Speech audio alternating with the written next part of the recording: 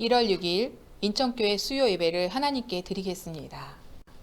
우선 교회 소식을 알려드립니다.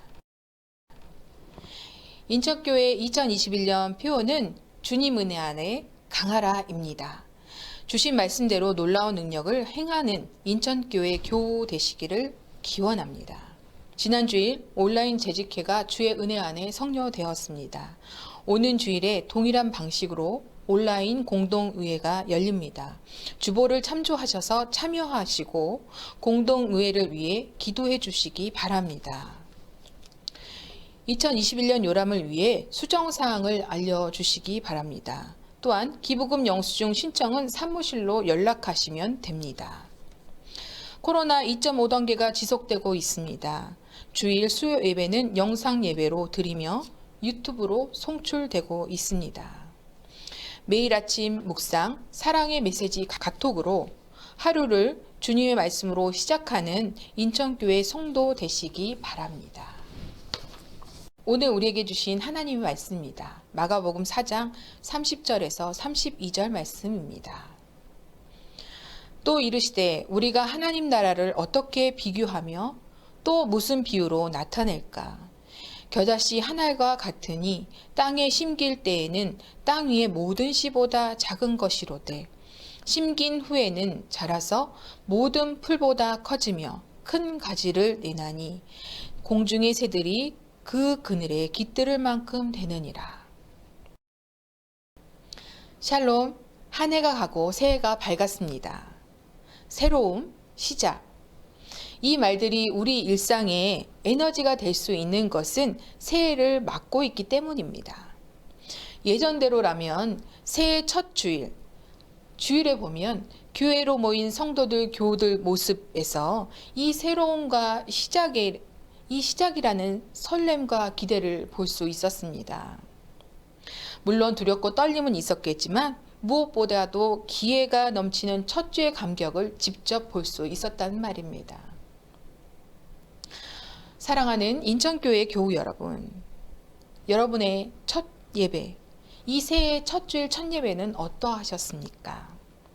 가정에서 드린 예배여서 교우들과 함께하지 못했지만 예전처럼 새해 첫 예배의 새로움과 시작이 있고 하나님께 결단하는 새해를 보내기 위해서는 우리는 더욱 진실하게 하나님께 나아가는 방법을 찾아야 하겠습니다.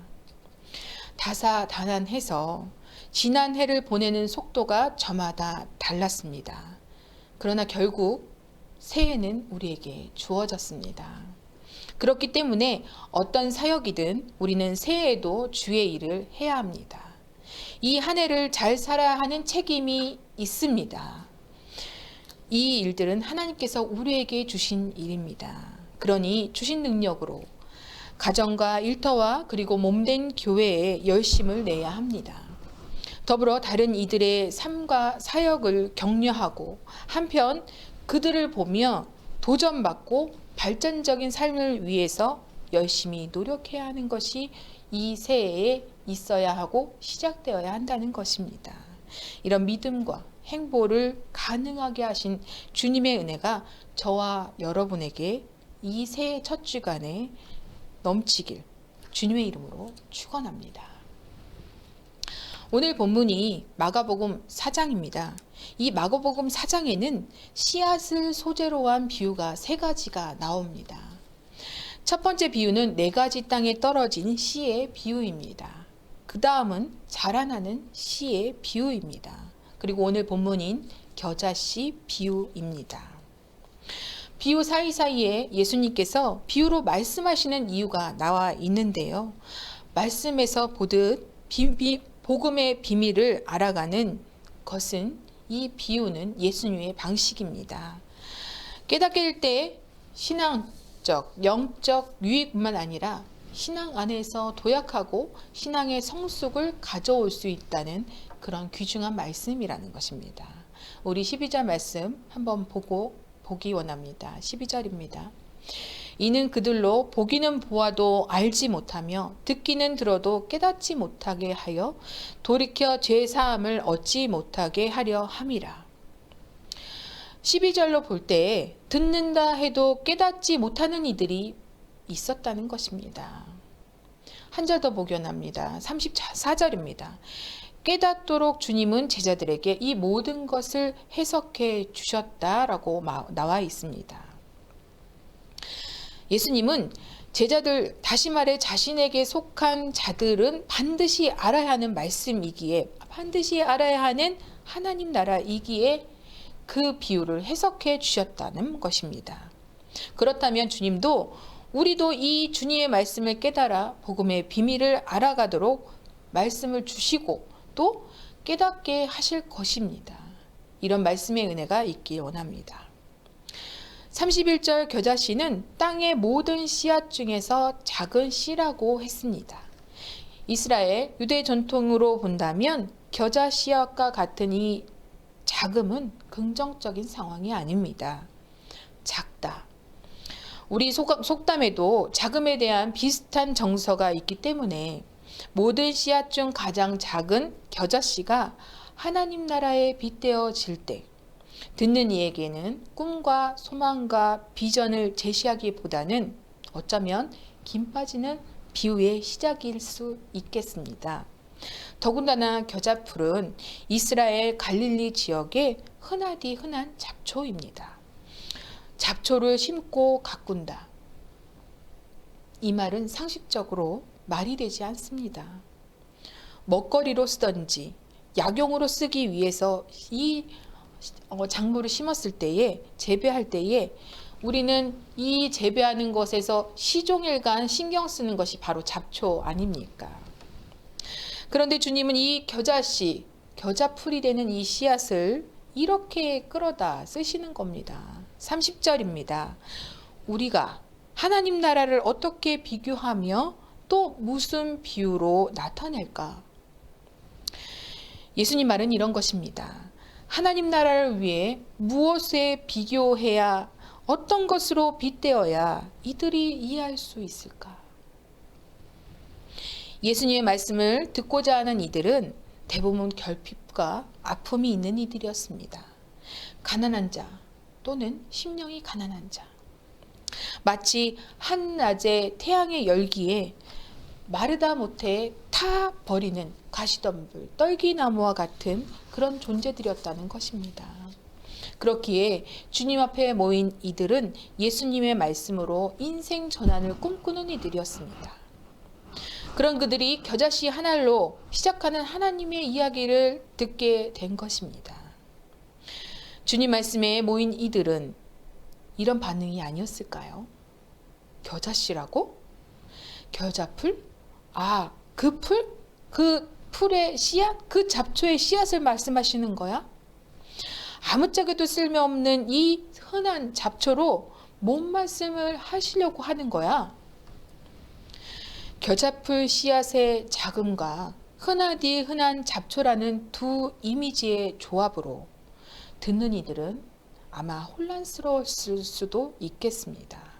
어쩌면 하나님 나라가 빨리 이루어져 이 잡초 같은 인생에서 벗어나려고 왔는데 잡초를 하나님 나라라고 하니 황당했을 수도 있겠습니다.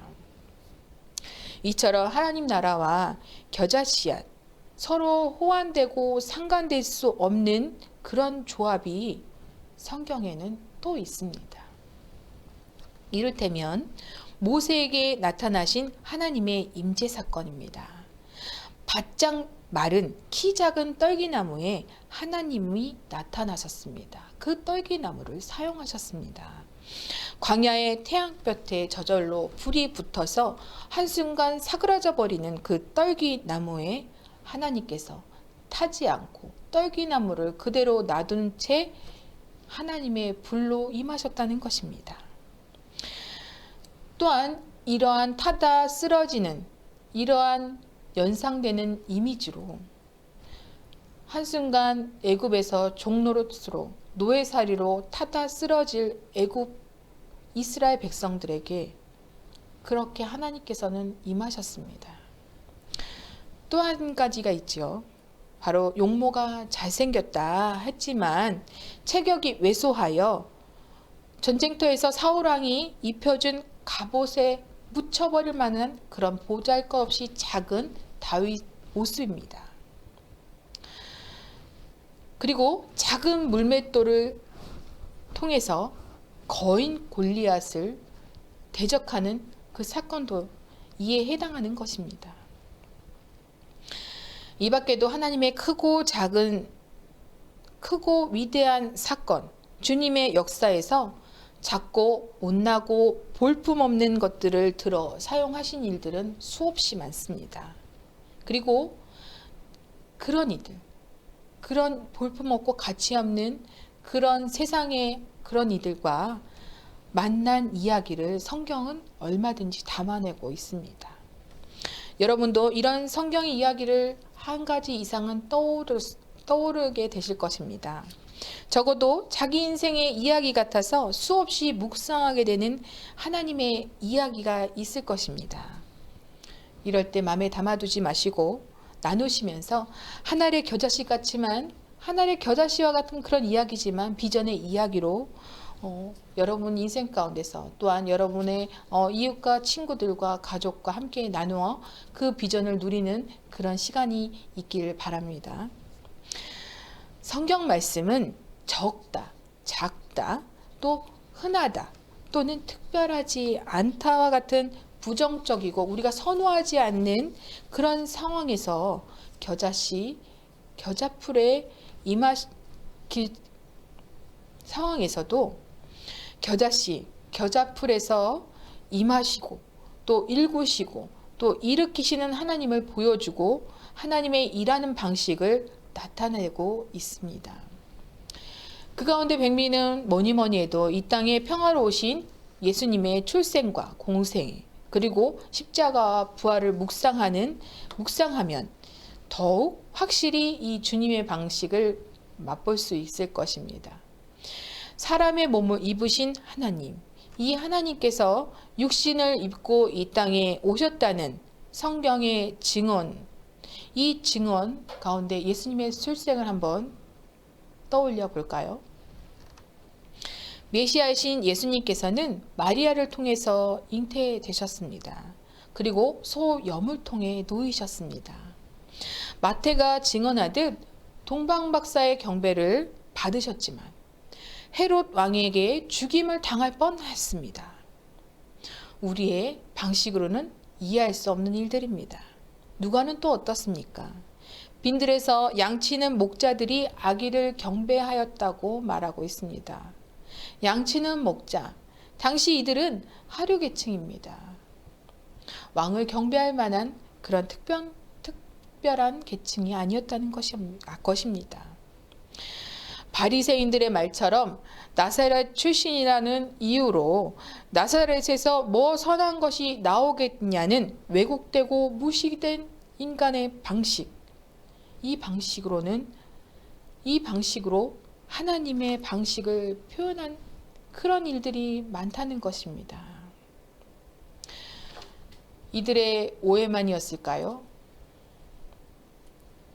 어려운 시절을 지나고 또 지나갈 때 우리도 우리의 생각을 초월하고 우리의 삶의 방식을 초월하신 하나님을 믿는다 하면서 언제든 매번 매순간 믿음으로 소망으로 하나님께 응답하고 하나님께 반응하는 일들이 쉽지 않습니다.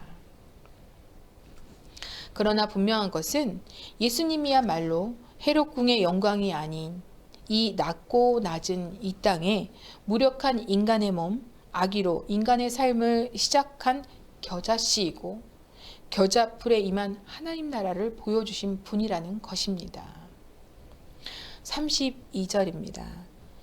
심긴 후에는 자라서 모든 풀보다 커지며 큰 가지를 내나니 공중의 새들이 그 그늘에 깃들을 만큼 되느니라. 이제 제일 작은 하나의 씨앗은 심긴 후에 하나님께서 계획하시고 하나님의 방식대로 가꾸시며 자라게 하셔서 모든 풀보다 크게 되고 새들이 그 가지에 깃들을 만큼 그렇게 크게 만드신다는 것입니다. 그러니 예수님의 겨자씨 비유가 이끄는 대로 보고 듣고 그 가운데 예수님의 마음이 주님의 소망이 사람들에게 어떻게 능력이 되고 힘이 될 수 있었을까요? 이 말씀을 깨닫고 믿게 되는 이들이 하나님을 맛보는 것이라고 할 수 있습니다. 이 말씀을 깨닫게 되고 믿는 이들이 하나님의 나라를 맛보는 자들입니다. 이들은 결코 겨자풀 같은 자신들을 비관하지 않았습니다. 주님 앞에서 자신의 믿음으로 나아가는 자마다, 자신의 삶이 하나님께 속한 것을 알게 된 자들마다 작지만 공동체를 이루었고 비유대로 큰 가지를 내어 세상에 살면서 새들을 품게 되었습니다. 초대 그리스도인들의 이야기입니다. 초대 그리스도인들은 로마 제국의 전염병이 창궐하였을 때에 전염되어 죽은 시신을 거두었습니다. 그들의 장례를 치루어 주었습니다. 그리고 전염된 병자들을 치료하고 그리고 기꺼이 그들의 자녀들을 품었습니다. 이들의 모습은 마치 하나님 나라를 맛보고 하나님 나라가 완성되기까지 자신들이 꿈꾸는 하나님 나라를 실현해 보았던 모습입니다. 삶입니다. 이런 그리스도인들로 인해서 이방인들도 복음의 삶에 관심을 갖게 되었으며 개종한 이방인 그리스도인들은 이들처럼 하나님 나라를 추구하며 예수 그리스도를 인생의 목표로 삼게 되었습니다. 교우 여러분, 코로나는 백신과 치료제로 종식될 것입니다. 언제인지는 모르지만 종식될 것을 우리는 압니다. 코로나 상황에서의 이 고달픈 일상이 회복되고 바이러스에 해방된다는 기대를 그러니 우리는 갖게 될 수 있습니다. 그러나 우리는 우선 위기 상황인 이 반복되는 대유행의 극박함 속에서 새해를 맞았다는 것입니다.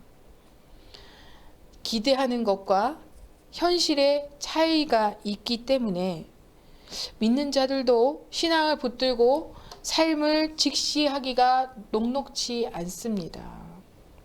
주님께서는 이런 우리에게도 이런 하나님 나라가 우리에게도 있어야 함을 잘 알고 계시기에 주님의 이 간절함이 담겨있는 한 알의 작은 겨자씨가 되어서 우리에게 보여주시고 나아가 우리 안에 세상을 향한 비전을 갖도록 이끄신다는 겁니다. 그 큰 가지 안으로 공중의 새들을 품는 것처럼 말입니다. 이 주님의 비전, 이 하나님 나라의 비전을 가지고 새로운 한 해를 살려면 먼저 우리도 주님의 간절함을 가져야 합니다. 어쩌면 이 코로나는 이 어려운 시절을 이 간절함을 가지게 된 기회일 수 있지 않을까요? 그러니 코로나가 종식되고 회복된 일상을 다시 시작할 수 있더라도, 즉 포스트 코로나 이후의 시간이 우리에게 주어질 때에 우리가 경험한 코로나19의 그 어려운 시절을 경험을 잊지 않았으면 좋겠습니다. 빌립보서 4장의 말씀을 보겠습니다. 빌립보서 4장 11절, 12절, 13절 말씀입니다. 내가 궁핍함으로 말하는 것이 아니니라. 어떠한 형편에든지 나는 자족하기를 배웠노니 나는 비천에 처할 줄도 알고 풍부에 처할 줄도 알아. 모든 일 곧 부름과 배고픔과 풍부와 궁핍 치 없는 존재로 보여질까봐 예민했고 또한 까칠하게 대했으며, 곁을 주지 않았던 모습을 떠올려 본다면 이제 공동체의 일원으로서 서로가 존귀하다 말해주는, 그리고 서로에게 깃들어주는 그 큰 가지의 그늘 같은 역할, 그런 휴식이 되어주는 삶의 모습이 하나님 나라의 비전을 가진 사람들의 삶일 것입니다. 도널드 휘트니스의 책 단순한 영성에서 본 내용입니다. 사람들의 마음을 열고 복음을 듣게 하는 6단어로 이루어진 말이 있다고 합니다. 그 말은 제가 당신을 위해 어떻게 기도해 드릴까요? 이 단순한 말은 의외로 상대방의 깊은 내면을 울리는 말이 된다고 합니다. 그리스도의 사랑을 충분히 전달할 수 있는 짧고도 간단한 말이라는 것입니다. 얼굴을 볼 수 없는 상황에서, 모든 것이 멈춰진 상황에서 무엇보다 멈추어지면 안 되는, 오히려 더 강화돼야 하는 일들이 바로 기도하는 일인데, 특히 이웃과 친구를 위해서 기도해 주는 일인데, 지금부터 더욱더 적극적으로 시작해야 되는 일이 지금부터 더욱더 적극적으로 시작해 보면 어떨까요? 우리 함께 가정에서도 한번 이 말을 해볼까요? 제가 당신을 위해 어떻게 기도해 주면 될까요? 제가 당신을 위해 어떻게 기도해 드릴까요? 제가 당신을 위해 어떻게 기도해 드릴까요? 겨자씨 같은 믿음으로, 산을 옮길 수 있는 믿음으로 서로를 위해 기도하는 일이 이루어진다면 함께 어떤 상황이라도 견디고 넘어설 수 있으며, 결국 겨자씨의 비전이 나의 비전이 되고 우리의 비전이 되며 하나님 나라를 실현하는 일이 될 것입니다. 사랑하는 교우 여러분, 주님의 비유 중 겨자씨 비유를 통해서 우리가 어떻게 새해를 열어가야 하는지 알고 깨닫기를 바라시는 주님의 간절함을 바라보십시오. 겨자씨처럼 보이는 일부터 비전을 가져 보십시오. 새해임에도 우리의 상황이, 현재 우리의 자아상이 여전히 겨자씨, 여전히 겨자풀 같을지라도 가장 작고 작은 것에서 하나님의 나라가 시작됨을 알게 되었으니, 하나님 나라를 위해서 새해 비전과 소망을 우리 가져보기 원합니다.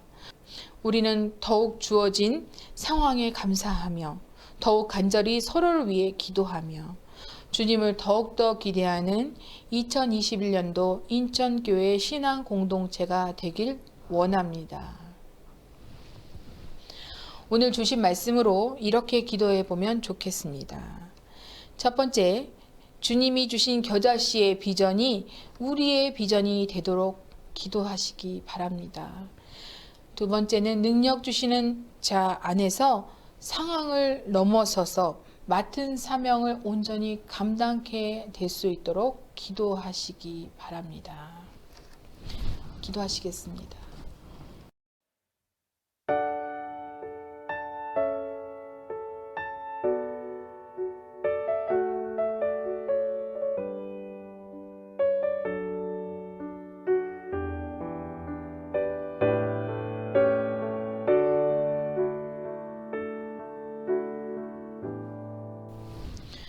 교회를 위해서 기도하기 원합니다. 2021년 비전이 주의 은혜 안에 강하라입니다. 우리 교회를 통해서 이루어지는 모든 일들에서 이 교회의 표, 이 교회에게 주신 말씀이 실현되기 원합니다. 또 한 가지는 우리 목사님에게 성령의 은사와 말씀의 능력을 주셔서 주님의 몸된 교회, 그리고 하나님 나라를 든든히 세워가는 한 해가 되도록 기도해 주시기 바랍니다. 1년의 계획이 세워지고 있습니다. 또한 청지기가 세워지고 있습니다. 이런 신앙 공동체를 위해서 우리 모두가 합심하여 기도하기 원합니다. 기도하시겠습니다.